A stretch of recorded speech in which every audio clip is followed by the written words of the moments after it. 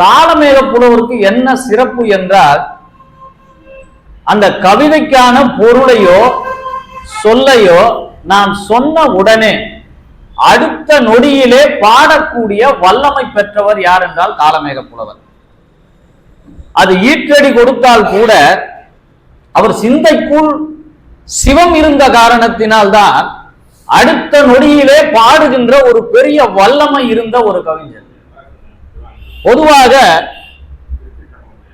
பாடல் எழுதக்கூடிய கவிஞர்களுக்கெல்லாம் ஒரு கருப்பொருள் கிடைத்தால் அந்த கருப்பொருளை வைத்து அவர்கள் பாடல் எழுதுவதற்கு யாப்பு தெரிந்திருக்க வேண்டும். அந்த யாப்பு தெரிந்திருந்தால்தான் அவர்களால் ஒரு கவிதையோ பாடலோ எழுத முடியும். ஆனால் காலமேகம் திருவரங்கத்திலே ஒரு சமையல்காரனாக இருந்தவன். பிறகு மோகனாங்கியின் மீது மையல் கொண்டு மோகனாங்கிக்காக வைணவ சமயத்திலே இருந்து சைவ சமயத்திற்கு மாறுகிறான். சைவ சமயத்திலே மாறிய பிறகு அந்த திருவனைக்காவிலே இருக்கக்கூடிய அகிலேண்டேஸ்வரி நாயகியினுடைய கருணையினால் நாம் முன்னால் பேசிய 2 மாதங்களில் அவனுடைய வரலாற்றை ஓரளவிற்கு நாம் தெரிந்து கொண்டிருக்கின்றோம். அந்த அளவிலே அகிலேண்டேஸ்வரி நாயகியினுடைய கருணையினால் ஒரே நாளிலே தமிழை முழுமையாக கற்றவர் காலமேக புலவர். அந்த காலமேக புலவருக்கு இணை சொல்லக்கூடிய அளவிற்கு வடநாட்டிலே இன்னொரு புலவர் இருந்தார். அவருக்கு பெயர் காளிதாசன். இங்கே அகிலாண்ட நாயகியிடம் எப்படி அருளை பெற்று அவர் தமிழை கற்றுக்கொண்டாரோ அப்படி வடபுலத்திலே காளிதாசன் என்று ஒரு புலவன் இருந்தான். இங்கே காலமேகத்திற்கு தொழில் சமையல்காரர் தொழில். அங்கே காளிதாசன் ஆடு மாடுகளை மேய்த்து கொண்டிருந்தவன், கல்வி அறிவு இல்லாதவன். அவன் தினந்தோறும் ஆடு மாடுகளை மேய்த்து கொண்டு தங்குவதற்காக இளைப்பாறுவதற்காக ஒரு காளி கோயிலுக்கு செல்வான், அங்க உட்காருவான். அப்படி காளி கோயிலிலே இருந்து காளியினுடைய அன்பை பெற்றதினால் அங்கே காளிதாசன் சமஸ்கிருத இலக்கியங்கள் படைக்கின்ற அளவிற்கு ஒரு உன்னத நிலையை அடைந்தான். அங்கே காளிதாசன், இங்கே காலமேகம். காளிதாசனுக்கு காளியின் அருள் கிட்டியது, இங்கு காலமேகத்திற்கு அகிலாண்ட நாயகனுடைய கருணை பார்வை கிட்டியது. சமஸ்கிருத இலக்கியத்திலே காளிதாசனை புறந்தள்ளிவிட்டு எந்த ஒரு இலக்கியவாதிகளையும் நாம் அடையாளம் காட்ட முடியாது. இங்கே காலமேகம், திருவானைக்கா உலா, சரஸ்வதி மாலை, பரபிரம்ம விளக்கம், சித்திர மடல் போன்ற ஒரு நூல்களை எல்லாம் உருவாக்கிறார். எந்த பள்ளியிலோ பல்கலைக்கழகத்திலோ படிக்காத ஒரு பாமரன், ஒரு சமையல்காரன் இவ்வளவு பெரிய நூல்களை எல்லாம் உருவாக்குகிறான் என்றால் அதற்கு அடிப்படை காரணம், சிவநெறிக்குள் யார் வந்தாலும், சைவத்திற்குள் யார் வந்தாலும் அவர்களுக்கு வாழ்க்கையிலே உன்னதமான நிலை கிடைக்கும் என்பதற்கு உதாரணம் காலமேக புலவரும் அங்கே காளிதாசன். அதற்கெல்லாம் ஒரு பெரிய கல்வி அறிவோ பெரிய ஞானமோ தேவையில்லை. இறைவன் கொடுக்க நினைத்தால் ஒரு நொடியில் உங்களுக்கு அனைத்து செல்வங்களும் கிடைத்துவிடும். ஆனால் அதே இறைவன் கொடுக்க மறுத்தால் எவர் நினைத்தாலும் அதை உங்களுக்கு தர முடியாது. இறைவன் கொடுப்பதை தடுக்க முடியாது, இறைவன் மறுப்பதை யாராலும் பெற முடியாது. நம்மோடு எப்போதும் தொடர்ந்து கொண்டு வருவது வினைப்பயன். அந்த வினையை மாற்றக்கூடிய வல்லமை யாருக்கு இருக்கிறது என்றால், அந்த வினையை யார் உருவாக்கி வைத்திருக்கிறானோ, யார் நமக்கு ஏற்படுத்தி தந்திருக்கிறானோ அவன் நினைத்தால் மாத்திரம்தான் நமக்கு வினையிலிருந்து விடுபட முடியும். அப்படியானால் இந்த வினையிலிருந்து விடுபட வேண்டும் என்றால் நாம் எந்த தெய்வத்தை பின்பற்றி செல்வது? இன்றைக்கு பார்த்தீர்களேயானால் இஸ்லாம் சமயத்திலே ஒரு தெய்வத்தை அடையாளம் காட்டுகிறார்கள், கிறிஸ்துவ சமயத்திலே ஒரு தெய்வத்தை அடையாளம் காட்டுகிறார்கள். ஆனால் நம்முடைய சமயத்திலே வீட்டுக்கு ஒரு தெய்வம் இன்றைக்கு பல்கி பெருகி கொண்டிருக்கிறது. சிறு தெய்வ வழிபாடு இன்றைக்கு மிக அதிகமாகிவிட்டது. ஆரம்பத்திலே பிரதோஷ வழிபாடு என்று ஒன்று இருந்தது. சைவ சமயத்திலே பிரதோஷ வழிபாடு என்பது ஆரம்ப காலத்திலே கிடையாது. இடையிலே வந்த வழிபாடுதான் பிரதோஷம். அதற்கு பிறகு இன்றைக்கு சங்கடார சதுர்த்தி வந்துவிட்டது. அடுத்து இப்பொழுது தேய்பிறை அஷ்டமி என்று இப்போது ஒரு வழிபாட்டு முறை தோன்றி இருக்கிறது. சரி, அதோடுதான் நின்று விட்டதா என்று பார்த்தால் இன்றைக்கு வாராகி அம்மன் வழிபாடு என்று ஒன்று தொடங்கிவிட்டது. இப்படி சிறு சிறு தெய்வ வழிபாடுகள் பெருகி கொண்டே போனால் நாம் அடைய வேண்டிய இலக்கு எது? நம்ம அடைய வேண்டிய இலக்கு மீண்டும் மீண்டும் நாம் இந்த மனித பிறவியில் பிறப்பதா நமக்கு இலக்கு? மீண்டும் மீண்டும் இந்த குடும்ப வாழ்க்கையில் ஈடுபட்டு இன்னல்களை ஏற்படுத்திக் கொள்ள வேண்டுமா என்பது இலக்கு இல்லை.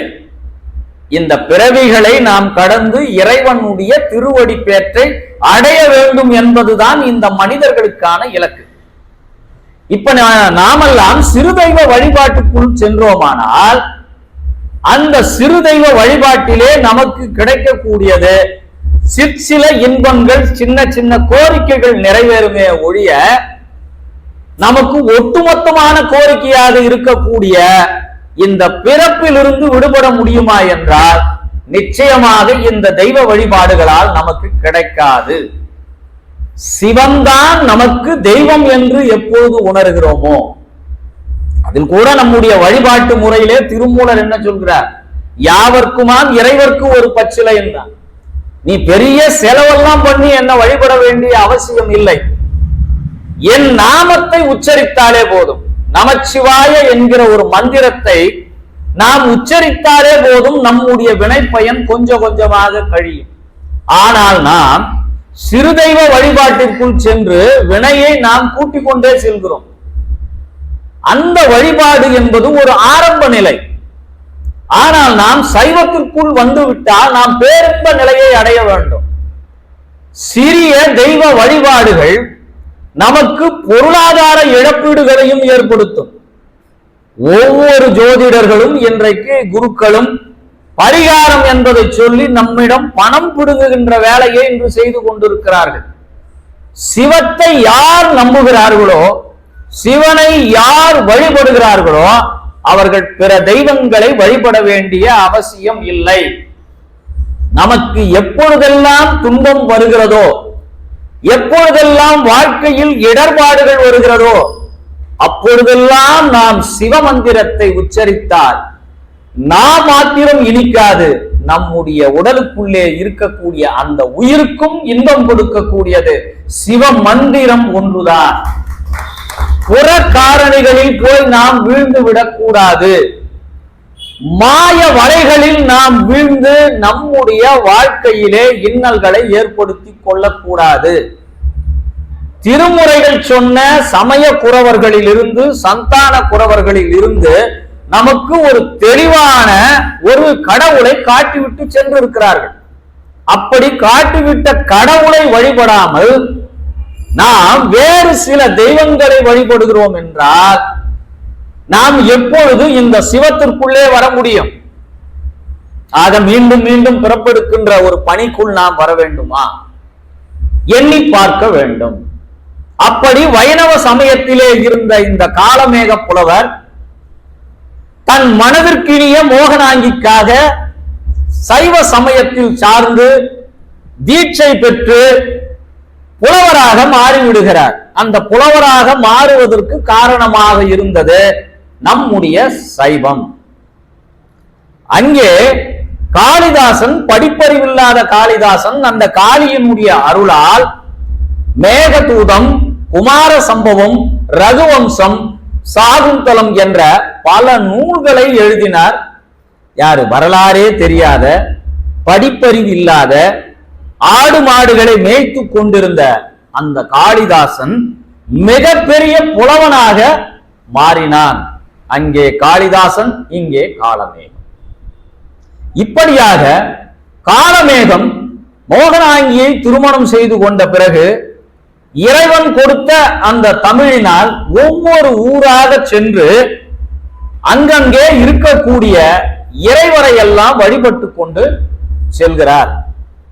அப்படி வழிபட்டு செல்கின்ற பொழுது மோகனாங்கி அவர் வீட்டை விட்டு கிளம்பும் போது ஒரு தகவலை சொல்லி அனுப்புகிறார்.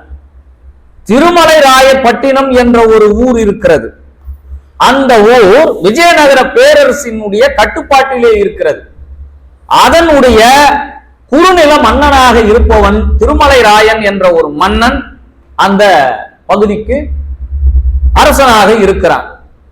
நீங்கள் அவனை புகழ்ந்து வாடி அந்த திருமலை ராயப்பட்டினத்திலே முத்துக்கள் சிறப்பானவை, அங்கிருந்து நீங்கள் முத்துக்களை எனக்காக கொண்டு வாருங்கள் என்று சொல்லி அனுப்புகிறாள் மோகனாங்கி.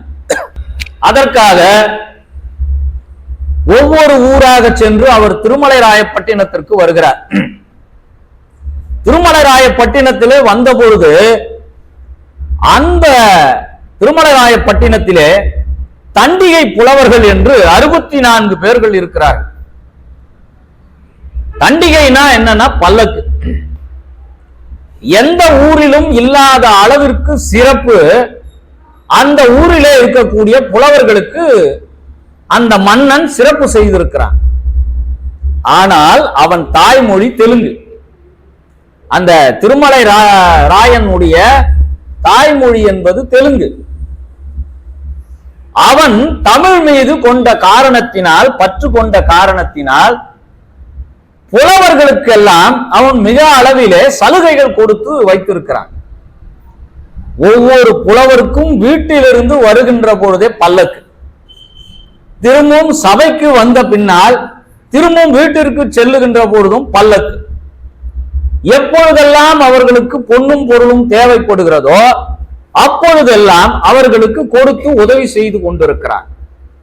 இவர்களுக்கெல்லாம் தலைமை புலவனாக இருக்கக்கூடியவர் அதிமதுர கவிராயர் என்ற புலவர். இந்த அதிமதுர கவிராயர் பல்லக்கிலே வருகின்ற பொழுது வீட்டிற்குள் இருக்கின்ற மக்கள் எல்லாம் வெளியில் வந்து நின்று அதிமதுர கவிராயர் வருகிறார், வாழ்க வாழ்கன்னு கோஷம் போடணும். ஒரு மன்னர் வந்தால் முழக்கம் விடுவது சரியா இருக்கும். ஆனா இங்க புலவர்களுக்கு அந்த தெலுங்கை தாய்மொழியாக கொண்ட மன்னன் வாழ்க வாழ்க என்று கோஷம் போட வைத்திருக்கிறான். அப்படியானால் அவனுக்கு தமிழ் மீதில் இருந்த பற்று எவ்வளவு இருக்கும்? அப்போ அந்த வீதியிலே திண்ணையிலே உட்கார்ந்து கொண்டிருந்த காலமேக புலவர் வீட்டிலிருந்து எல்லா மக்களும் வெளியே வந்து வாழ்க வாழ்கன்னு சொல்லிட்டு இருக்காங்களே, அப்படி என்ன இந்த ஊர்ல சிறப்பு அப்படின்னு பார்த்தா 64 புலவரும் பல்லக்கில் போயினுக்கிறான். அவர்களுக்கு முன்னாலும் காவலர்கள், பின்னாலும் காவலர்கள். வீட்டில் உள்ளவர்கள் எல்லாம் வெளியில் வந்து அவர்களை வாழ்க வாழ்கன்னு கோஷம் போடணும். இவன் ஒருத்த மட்டும் திண்ணையில உட்காந்துருக்கான். பொதுவாகவே காலமேகன்னாவே கொஞ்சம் செருப்போட இருக்கிற ஆள் தான் உட்கார்ந்துக்கிறான். அங்க காவலாளிங்க காலமேக புலவர் என்ன பண்றாருன்னா, திண்ணையில உட்கார்ந்து இருக்காரு.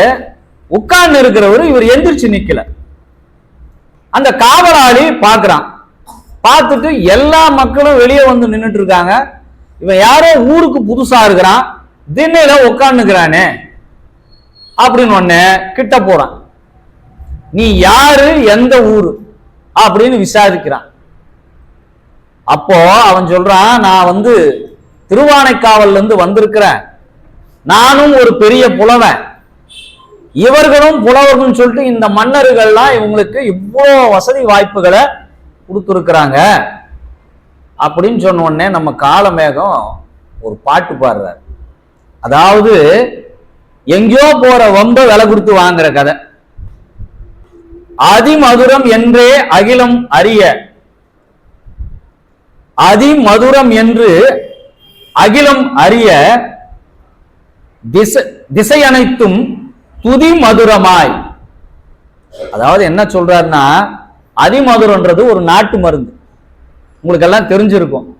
அது எங்க இருக்கும்னா நாட்டு மருந்து கடையில் தான் இருக்கும். அதிமதுரம் என்று அகிலம் அறிய துதி மதுரமாய் எடுத்து ஓதும். இந்த புலவர்கள்லாம் என்ன பண்றாங்கன்னா, இந்த காவலர்கள் அதிமதுரம் வாழ்க வாழ்கின்றாங்களே, இந்த அதிமதுரம்ன்றது காட்டுல தானே இருக்கும், இது எப்படா நாட்டுக்கு வந்துச்சுன்னு கிண்டல் பண்றான்.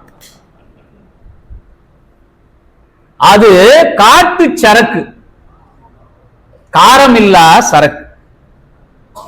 காட்டுல கிடைக்கக்கூடியது அதிமதுரம், அதுல காரமும் இருக்காது. அப்பேற்பட்ட ஒரு அதிமதுரம் இந்த புலவனுக்கு போய் அதிமதுர கவிராயர் பேர் வச்சிருக்கிறாங்களே அப்படின்னு கிண்டல் பண்ணிடலாம். இத கேட்டுட்டு போன காவலர் என்ன பண்ணா, நேரா போய் அந்த அதிமதுர கவிராயர்கிட்ட சொல்லிடுறான், புதுசா ஒருத்தன் ஊருக்கு வந்துக்கிறான், உங்களை காட்டு சரக்குன்றான், இது நாட்டு சரக்கு கூட கிடையாதா அப்படின்னு உங்களை கிண்டல் பண்ணி சொல்றான். அப்படியா? உடனே என்ன பண்ணா, மன்னர்கிட்ட தகவல் கொடுத்துட்டான். மன்னர்கிட்ட தகவல் கொடுத்த உடனே மன்னர் என்ன பண்றாரு, அவனை முதல்ல கூட்டிட்டு வா, நம்ம புலவர்களை கிண்டல் பண்ற அளவுக்கு எவ்வளவு பெரிய திமிரு இருக்கும் வெளியூர்காரன் வந்தவனுக்கு, அதனால கூப்பிட்டு வான்றான். கூட்டிட்டு வந்த உடனே ஒரு புலவன் வர்றான்னா அவனுக்குரிய மரியாதை. இப்ப 64 புலவர்களுக்கும் நாற்காலி போட்டு மன்னருக்கு இணையான ஒரு அரியாசனம் போட்டு வச்சிருக்கான்.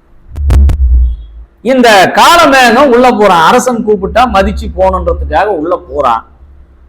உள்ள போனா நிக்க வச்சிடறான். ஒரு தமிழ் படித்த புலவனுக்கு கொடுக்க வேண்டிய மரியாதை, அத்தனை துதிபாடி புலவர்களுக்கும் கொடுத்த மரியாதைய இந்த காலமேகத்துக்கு கொடுக்கல. இவன் சாதாரண ஆள் கிடையாது, ஏற்கனவே இவன் அம்பிகையின் அருள் பெற்றவன். அப்பேற்பட்டவன் ஒன்னும் பண்ணல, தன் மனதிலே நிறுத்தி வெள்ளை களை உடுத்தி வெள்ளை பனி பூண்டு அப்படின்னு ஒரு பாடல். சரஸ்வதி தேவிய பாக்குறான். பார்த்துட்டு, உன்னால் தமிழ் கற்ற என்னை இப்படி நிற்க வைத்து இந்த மன்னன் பேசுகிறானே, நான் என்ன பண்ணட்டும்னு சரஸ்வதி தேவிய பார்த்து கேட்கிறான். சரஸ்வதி தேவி என்ன பண்ணாங்க, ஒண்ணும் பண்ணல. அந்த மன்னன் அமர்ந்திருந்த அரியாசனம் அப்படியே நீண்டுகிட்டே போகுது. இது கற்பனை இல்ல, இதை காலமேக புலவர் பாட்டிலே சொல்லுகிறார். அரசனோடுக்கு இணையாக சரியாசனம் தந்த தாயே, அது பதிவு பண்ணி வச்சிருக்கிறான். ஒரு அரசனுக்கு இணையாக அவன் உட்கார்ந்துக்கிற அந்த அரியாசனத்துக்கு இணையாக அப்படி நகர்ந்துகிட்டே போது இவன் போய் அதுல ஏறி உட்காந்துட்டான். அங்க இருந்த புலவர்கள்லாம் இவனுக்கு கீழே உட்கார்ந்துக்கிறாங்க, இவன் அந்த அரசனுக்கு இணையா போய் உட்கார்ந்துட்டான். இதே போல இன்னொரு சம்பவம் காளிதாசனுடைய வாழ்க்கையில. இங்கே அரசனுக்கு வந்தது ஆணவம், அங்கே காளிதாசனுக்கு ஒரு ஆணவம் வந்துச்சு. இந்த ரெண்டு பேரையும் நம்ம ஒப்புமைப்படுத்தி பார்க்கலாம். வடநாட்டுல இப்ப நாம எப்படி காலமேகத்தை பேசுறோமோ அந்த அளவுக்கு வடநாட்டுல காளிதாசனுடைய புகழ் ரொம்ப பெருமை. காளிதாசனை தூக்கி பிடித்த அளவிற்கு இங்க நாம காலமேகத்தை தூக்கி பிடிக்கல. என்ன காரணம்னா, அவருடைய பாடல்களை நமக்கு முன்னால் இருந்த ஆசிரியர்களோ மற்றவர்களோ அதை வெளிக்கொண்டு வந்து அன்றைக்கு இருந்த மாணவர்களுக்கு இவ்வளவு சிறந்த ஒரு புலவன் இருந்திருக்கிறான், நினைத்த நேரத்திலே பாடக்கூடிய ஆற்றல் படைத்தவன் இருந்திருக்கிறான். இன்னைக்கெல்லாம் சினிமா பாடல் ஆசிரியர்களுக்கு ஒரு பாடலுக்கு 1 லட்சம் கொடுத்து அவருக்கு ஒரு ஏசி ரூம் போட்டு கொடைக்கானல்லையோ இல்ல ஊட்டிலையோ கொடுத்தாதான் ஒரு பாட்டு எழுதுவார். ஆனா நம்ம ஆளு ரோட்ல நடந்து போயிட்டு இருக்கும் போதே பார்க்கறதெல்லாம் பாட்டா பாடக்கூடிய அளவுக்கு திறமை இருக்கிறது என்றால் அது வேறு எந்த மொழிக்கும் கிடையாது, தமிழுக்கு மாத்திரம்தான் உண்டு அந்த திறமை. வேற எந்த மொழியில நாம இப்பேற்பட்ட புலவர்களை கேள்விப்பட முடியாது. அப்படி அந்த காளிதாசன் என்ன பண்றான்னா, ஒரு நாள் இந்த இலக்கியங்கள் எல்லாம் படைத்த ஒரு தலைகணம் வந்துச்சு. வந்த உடனே ஒரு நாள் வீதியில நடந்து போறான், ஒரு நண்பரை பார்ப்பதற்காக ஒரு கிராமத்துல போயிட்டு இருக்கான். அப்படி போயிட்டு இருக்கும் போது தண்ணி தாகம், வெயில் அதிகமா இருக்கு. தண்ணி தாகம் எடுக்குது, எங்கடா தண்ணி கொடுக்கலான்னு தேடி பார்க்கறான். கண்ணு கெட்டிய தூரம் வரலையும் ஒன்றும் தண்ணி கிடைக்கல. சரி, எங்கேயாவது ஒரு மரநிழல்ல இளைப்பாறலான்னு பார்த்தா அதுக்கும் ஒரு வழி இல்லை. சரி, நடக்கிற வழியும் நடப்பமேன்னு பார்த்தா கொஞ்சம் தூரத்துல ஒரு கிணறு தெரிஞ்சுது. அந்த கிணற்று அடியில ஒரு வயதான பெண்மணி தண்ணீர் எடுத்துட்டு இருக்காங்க. சரி, அந்த பாட்டிக்கிட்ட போயிட்டு நம்ம தண்ணி கேட்கலாம் அப்படின்னு இந்த காளிதாசன் போறான். நடக்கும் போதே கொஞ்சம் செருக்கோட தான் போறான். ஏன்னா இவ்வளவு பெரிய இலக்கியங்கள் எல்லாம் படைச்சிட்டும் இல்ல, நமக்கு இணையா அந்த காலத்திலே காளிதாசனுக்கு இணையா எவனும் இல்லை. அவ்வளவு பெரிய இலக்கியங்கள் எல்லாம் கொடுத்தவன். நடந்து போயிட்டு இருக்கான். போன உடனே அந்த பாட்டியை பார்க்கறான். பார்த்த உடனே பாட்டி கொஞ்சம் தண்ணி கொடுங்க அப்படின்னு. அந்த பாட்டி என்ன பண்ணுச்சு, நான் தண்ணி கொடுக்க மாட்டேன்னு சொல்லலப்பா, உனக்கு தண்ணி தரேன். நீ இந்த ஊருக்கு புதுசா இருக்கிற, நீ எங்கிருந்து வர அப்படின்னு பாட்டி இவனை கேக்குது, காளிதாசன். அதுக்கு காளிதாசன் சொல்றான், நான் இந்த ஊருக்கு வந்திருக்கக்கூடிய ஒரு பயணி. அந்த புலமை செருக்கு இருக்குது இல்ல, என்ன சொல்லிக்கணும், என் நண்பரை பார்க்கறதுக்கு வந்திருக்கிற, கொஞ்சம் தண்ணி குடி பாட்டி அப்படின்னு சொல்லிட்டு இருந்தா பிரச்சனை முடிஞ்சு போச்சு. இவன் அந்த புலமையினுடைய கர்வத்துல என்ன பண்றான், நான் இந்த ஊருக்கு வந்திருக்கக்கூடிய ஒரு பயணி அப்படின்னு சொன்ன உடனே அந்த பாட்டி என்ன பண்ணுச்சு, இந்த ஊருக்கு வந்திருக்கிற பயணியாப்பா? இல்லையே, நான் வேற மாதிரி இல்ல கேள்விப்பட்டேன். என்ன பாட்டி சொல்லு. இந்த ஊருக்கு வரக்கூடிய பயணி பகலிலே சூரியன், இரவிலே சந்திரன். இவங்க 2 பேர் தான்பா பயணி. நீ என்னவோ புதுசா நீ பயணின்னு சொல்றியே அப்படின்னு சொன்ன உடனே இவன் யோசிச்சான், என்னடா ஒரு வயசான கிழவி, படிப்பறிவு இல்லாதவோ, அப்படிப்பட்ட கிழவி நம்மளை இப்போ போட்டு தாக்குறாளே, கொஞ்சம் விஷயம் தெரிஞ்சிருக்குமோ அப்படின்னு நினைச்சு என்ன பண்றா, அடுத்து ஒரு கேள்வி கேட்கிறான். சரிப்பா, நீ பயணி இல்ல, அப்ப வேற என்ன சொல்லு. நான் இந்த ஊருக்கு வந்திருக்கக்கூடிய விருந்தினர். ஆஹா, இப்பவும் அந்த புலமை போல. இப்போ இவன் சொல்றான், அந்த பாட்டி சொல்லுது, நீ விருந்தினர் கிடையாதப்பா, 2 பேர் இருக்காங்க இந்த பூமியில விருந்தினர்.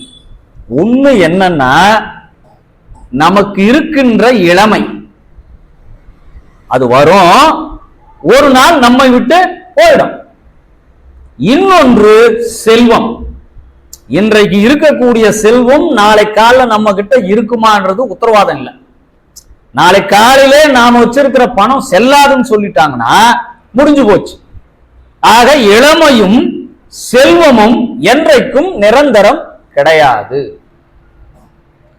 விருந்தினர் என்பவர் இளமையும் செல்வம் தான் விருந்தினர். இப்ப யோசித்தான், இந்த கிழவி ஒரு சாதாரண ஒரு கிழவி, ஒரு கிராமத்து கிழவி, தண்ணி கேட்ட தண்ணி குடுன்னு சொல்றதுக்கு பதிலு இவ்வளோ பிரச்சனை பண்ணுதப்பா. இது ஏதோ விஷயம் தெரிஞ்ச கிழவியா இருக்கும் போல இருக்கு. அதனால என்ன ஆச்சுன்னா, இவன் அடுத்த ஒரு கேள்வி கேட்கிறான், வேற என்னதான் பா, நான் ரொம்ப பிடிவாதக்காரன். அப்படியா, நீ என்ன பிடிவாதக்காரன்? அப்படியெல்லாம் இருக்க முடியாது. 2 பிடிவாதக்காரங்க இருக்கிறாங்க. ஒண்ணு நம்முடைய தலைமுடி, இன்னொன்னு நம்ம கையில இருக்கிற நகம். நீங்க 2த்தையும் எவ்வளவுதான் வெட்டினாலும் மீண்டும் மீண்டும் வளரும். அதனால அவங்க 2 பேரு தான் பிடிவாதக்காரர்கள். பாட்டி, நான் ரொம்ப பொறுமைசாலி, கோபத்தின் உச்சிக்கே போயிட்டான். ஒரு மன்னனிடம் புலவனாக இருந்து பரிசில் பெற்று பெரும் செல்வந்தனா இருக்கிறான். யாரு? காளிதாசன். அந்த காளிதாசனை பார்த்து இந்த கிழவி கேட்கிற கேள்விங்க இப்படி இருக்கு. நான் ரொம்ப பொறுமையா இருக்கிறேன் பாட்டி, நான் தான் பொறுமைசாலின்னா. அப்ப மறுபடியும் அந்த பாட்டி சொல்லுது, நீ பொறுமைசாலி இல்லப்பா, இந்த பூமியை நீ எவ்வளவு தோண்டினாலும் சரி, இந்த பூமிக்கு நீ எவ்வளவு தீங்கு இழுத்தாலும் சரி, உன்னை அது தண்டிப்பதில்லை. அதனால் பூமி ஒரு பொறுமைசாலி. அடுத்து ஒரு பொறுமைசாலி யாருன்னா, நீ மரத்தின் மீது கல்லெறிந்தாலோ மரத்தை வெட்டினாலோ மரத்தில் கனிகளை பறித்தாலோ எந்த மரமும் உன்னிடம் கோபித்துக் கொள்வதில்லை. அப்படின்னா இந்த ரெண்டும் தான் என்ன பொறுமைசாலிகள். இவன் அப்பவே கொஞ்சம் யோசிக்க ஆரம்பிச்சுட்டான் காளிதாசன்.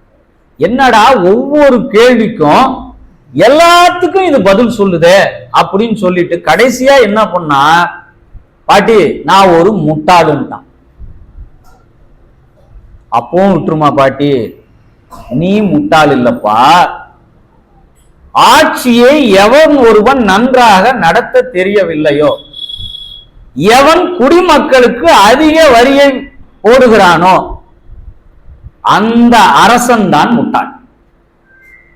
அடுத்து அந்த அரசன் செய்கின்ற தவறுகளை எல்லாம் சரி என்று சொல்லி எவன் துதிபாடுகிறானோ அந்த அமைச்சன் ஒரு முட்டாள். ஆக இருவரும் தான் முட்டாள்னு சொன்ன உடனே எந்த பால் போட்டாலும் இந்த பாட்டி ரிட்டனு நமக்கு அனுப்பி விடுது. இது சாதாரண கிளவியா இருக்காது போல இருக்குது, இது கொஞ்சம் வில்லங்கம் பிடிச்ச கிளவியாதான் இருக்கணும் போது கடைசியா என்ன பண்ணுது அந்த கிளவி, அவனுக்கு தண்ணிய கொடுத்துட்டு கொஞ்சம் என்ன பாக்குறியாப்பா அப்படின்னு பார்த்தால், எந்த காளி அவனுக்கு கல்வியை கொடுத்தாலோ அந்த காளி அவன் முன்னால் சூலத்தோடு காட்சி தந்தான். எதுக்காக காட்சி தந்தான்னா, உனக்கு கல்வியை கொடுத்தது நான், இந்த இலக்கியங்களை படைக்க வைத்தது நான், ஆனா உனக்குள்ளே இந்த கர்வம் ஆணவமானது வந்து தேங்கி விட்டது. இந்த கல்வி நீயாக பெற்றதில்லை, நீ எந்த ஒரு பள்ளிக்கூடத்திலையும் படிச்சு பெற்ற கல்வி கிடையாது, நானாக உனக்கு இதை கொடுத்தேன். இதை பெற்று நான் இலக்கியம் படைத்து விட்டேன் என்ற ஒரு கர்வம் உன்னுடைய மூளைக்குள் வந்து விட்டது. அந்த கர்வத்தை அழிக்க வேண்டும். கர்வத்தோடு நீ இருக்கக்கூடாது என்பதற்குத்தான் உன் புலமைக்கே நான் போட்டியாக இந்த கேள்விகளை கேட்டேன் அப்படின்னு சொன்ன உடனே இவர் சாஷ்டாங்கமா காளிதாசன் என்ன பண்றாருன்னா, அந்த காளியினுடைய கால்களில் விழுந்து வணங்கிவிட்டார். ஆக கல்வி கற்றோம் என்ற ஒரு செருக்கு என்பது எப்பொழுதுமே யாரிடமும் இருக்கக்கூடாது. கல்வி ஒருவருக்கு மாடல்ல,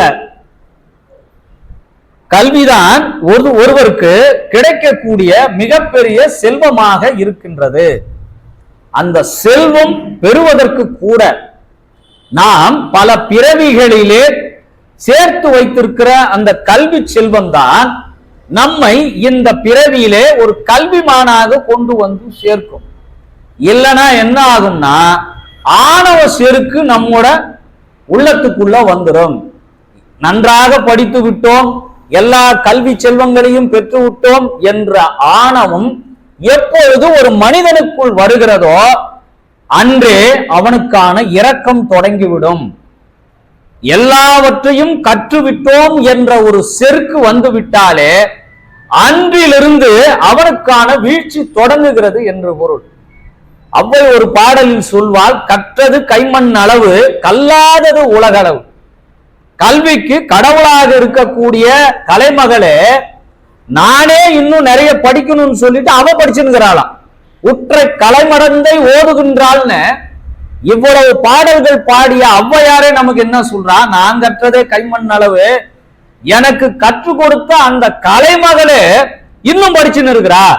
அப்படின்னு இருக்கும்போது கல்விக்கு கடவுளாக இருக்கக்கூடிய சரஸ்வதியே படித்து கொண்டிருக்கும் போது சாதாரண ஒரு ஏட்டு கல்வியை பெற்ற நாம் எல்லாவற்றையுமே கற்றுவிட்டோம் என்ற ஒரு அகந்தை நமக்குள்ளே வந்துவிட்டால் அன்றிலிருந்து நம்முடைய தலைகணத்தினுடைய விளைவாக நாம் இந்த சமூகத்திலிருந்து ஒதுங்கி கொள்ள வேண்டிய நிலை ஏற்படும்.